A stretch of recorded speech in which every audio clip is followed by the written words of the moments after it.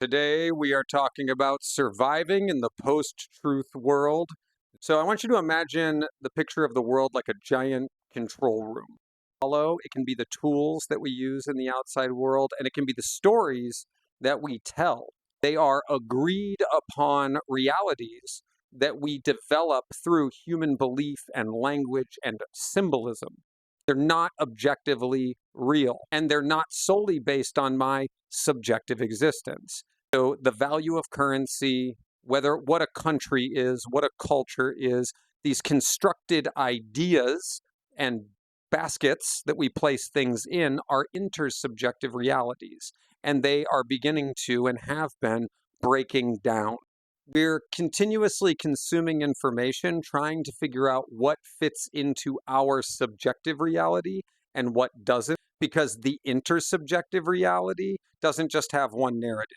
Throw on top of that status races, grind culture, symbolic value, which you can learn about symbolic value, social policing, and things like that, including a tech structure that rewards vigilance over recovery. And you're just in a kind of chaotic environment that's all around you, just like the air that you breathe.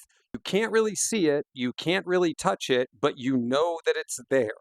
So this is these existential threats that are outside of our control and our ability, that we are constantly trying to factor into these other layers, and it causes a continuous form of stress that we cannot necessarily affect or see, but we know that it's not just affecting us, but the people around us. This heightened environment makes you more apt to try to catch the latest news when the message comes in, jump into the latest major event, and it causes more vigilance. It lowers your recovery. It gives you higher baseline stresses. We all know where the boundaries of America is and are, but I would say there's some other boundaries being drawn internally that don't exactly have geographical markers, but they have real consequences.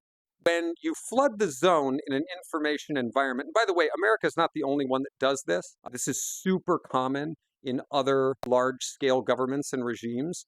But when you flood the zone, you push multiple narratives from multiple sources, and they all have some things in common, and they all have other things not in common.